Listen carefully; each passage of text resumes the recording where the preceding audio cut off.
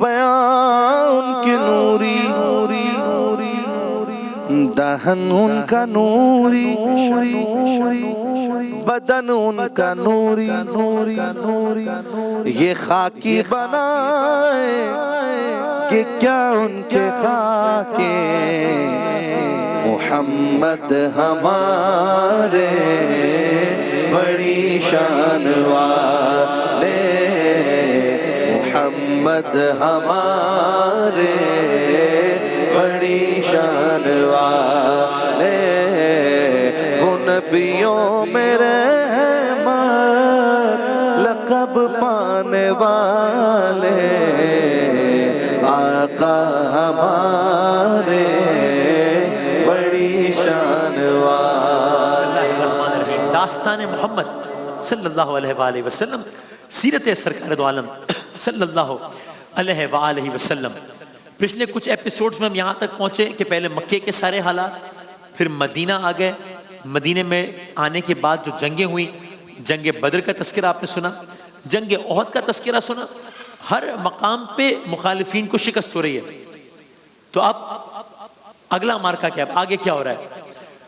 اور آغاز یہ اس بات کا تذکرہ بھی بڑا ضروری ہے کہ ہم یہ سارا سلسلہ جو ہم نے یکم رمضان سے آج تک آپ کی خدمت میں پیش کیا، یہ جناب حضرت بہزاد لکھنوی صاحب کا لکھا ہوا یہ کلام ہے جو ہم یکم رمضان سے اس سیگمنٹ میں آپ کی خدمت میں پیش کر رہے ہیں۔ بہت زبردست مارکۃ الآراء انہوں نے کلام لکھے، آج ان کی برسی بھی ہے 23 رمضان المبارک۔ اللہ تعالیٰ جنت الفردوس میں اعلیٰ ترین مقام عطا فرمائے انشاءاللہ۔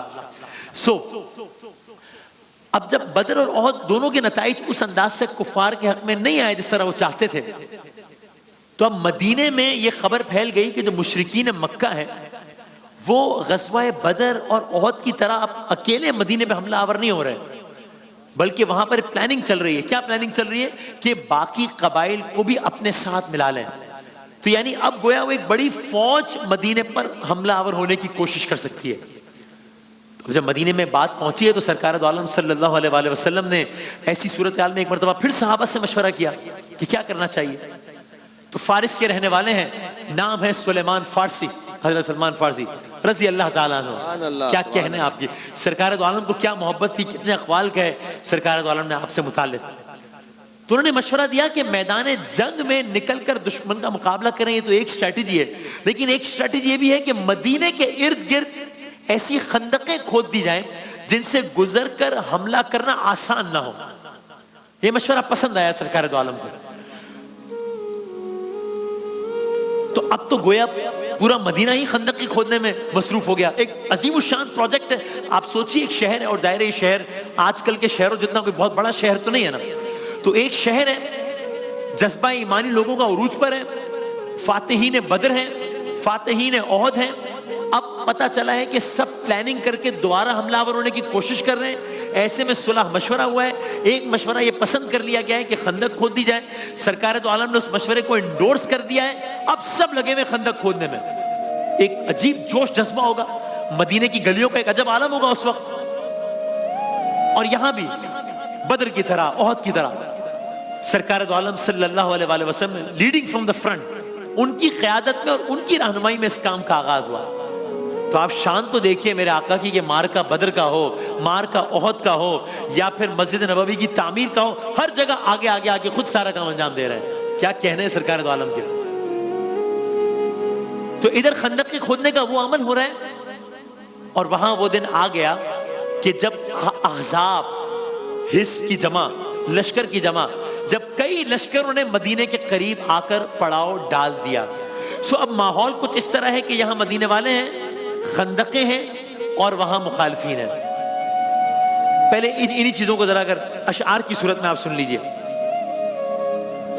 کہ حضرت سلیمان کا جو مشورہ تھا اور سرکار دو عالم کو جو پسند آیا، بولے ہم مدینے سے نکل کر سب کے سب ان سے لڑیں اور میدان کے بجائے کھود لیں کچھ خندقیں۔ سن کے حضرت نے کیا، سرکار دو عالم نے سن کے حضرت نے کیا اس رائے کو بے حد پسند تھے مسلمان جس قدر اس پر ہوئے سب کار بند. یہ زمانہ تھا مسلمانوں پہ کتنا سخت تر، تھی اذیت کھانے پینے کی انہیں شام و سحر، دشمنوں کا ہر طرف سے ان پہ تھا ایک ازدحام، خندقوں کی پھر بھی جاری تھی کھدائی صبح و شام. یہ مدینے کا ماحول ہے کہ ایسے میں کیا ہوا، کچھ قریشی نوجوان اس درمیان میں آ گئے اور مسلمانوں پر حملے کے لیے آگے بڑھے. ایک گھوڑا لے کے خندق میں گرا اور مر گیا، اور مرا آ کر مسلمانوں کے ہاتھوں. دوسرا پھر کیا ہوا، باس خندق پار کر کے آ گئے ان کے قریب، جس میں تھا ایک عمرو بن نامی عدو اہل دین. یہ عمرو بن عبدالوت کی بات ہو رہی ہے کہ جو خندق کھود کر آ گیا، اس پار آ گیا. اب یہاں پر آ کے وہ للکار رہا ہے، کون ہے جو میرے مقابلہ ہے، میں تو خندق پار کر کر آ گیا ہوں. تو کیا ہوا، باس خندق پار کر کے آ گئے ان کے قریب، جس میں سے ایک تھا عمر نامی عدو اہل دین. قتل کر ڈالا علی نے اس کو بس ایک وار سے، قتل کر ڈالا علی نے اس کو بس ایک وار سے. تیر برسائے بہت کچھ دور سے کفار نے. تو اب یہ ایک اور شوق ملا کفار کو کہ اگر کہیں یہ سوچتی کہ بس خندق پار کرنے کی دیر ہے، مسلمانوں نے اپنی اسٹریٹجی بنا لی ہے کہ خندق تو بنا لی ہے، بس اس خندق کو پار کرنے کی دشواری ہے، اگر خندق پار کر لیں گے پھر تو جیت ہمارا مقدر ہے. تو یہ پلاننگ بھی ادھوری کی ادھوری رہ گئی، کیونکہ وہ تو خندق پار کر کے آ گیا لیکن حضرت علی نے اس کو بھی تحقیق کر دیا. اب منظرنامہ جنگ خندق کا پلٹنا شروع ہوا. کیوں؟ اب دوسری اس طرف کا احوال تو آپ نے سن لیا نا مسلمانوں کی طرف کا، اب ذرا دوسری طرف کا احوال سنیے. وقت زیادہ ہو گیا، موسم سرد ہوا، مشرکین کے حوصلے آہستہ آہستہ پست ہوئے. اب اللہ تعالیٰ نے ایسی آندھیاں بھیجی کہ ان کے خیمے اکھڑ گئے، سب کچھ تتر بتر ہو گیا اور ان میں مزید محاصرہ کرنے کی اب ہمت نہ رہی. اب ان میں آپس میں اختلاف پیدا ہو گیا، بالآخر ناکام نامراد جہاں سے آئے تھے وہیں پہ واپس لوٹ گئے. تو پہلے اللہ تعالیٰ نے مارکہ بدر سر کرا دیا، پھر مارکہ احد سر کرا دیا، اب خندق بھی کامیابی دیتی. یا رسول اللہ، اب مشرکین کے کیمپ میں کیا بات چیت ہو رہی ہے، کہہ رہے ہیں ہم یہاں سب اپنے اپنے ہیں گھروں سے دور دور، ہم یہاں سب اپنے اپنے ہیں گھروں سے دور. یہ شکست خوردہ لشکر کی ایکسکیوزز ہیں. ہم یہاں سب اپنے اپنے ہیں گھروں سے دور دور، تھک چکے ہیں اس قدر، جسم سب کے ہیں چور چور، جانور بھی جس قدر ہیں تباہ و خستہ حال. آندھیوں میں آگ تک ہم کو جلانا ہے محال. ایسی صورت میں یہاں ٹھہرے بہت دشوار ہے، میرا دل بھی اس جگہ رہنے سے اب بیزار ہے.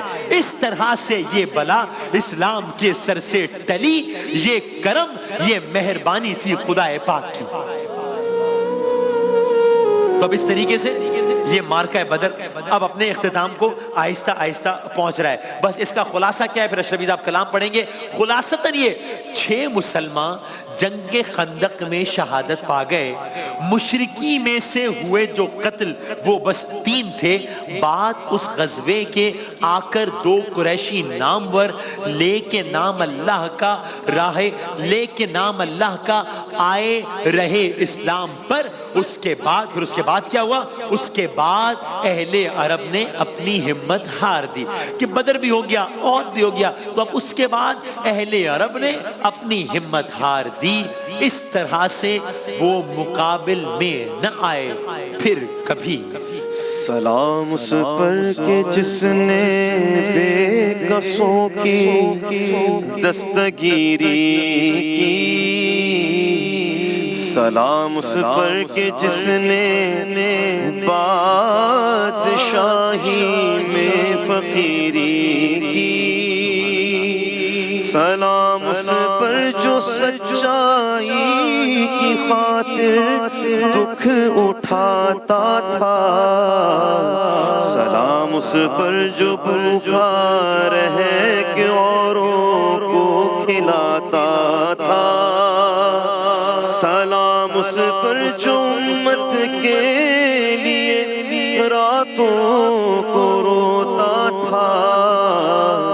سلام اس پر جو فرش خاک پر چاڑوں میں سوتا تھا.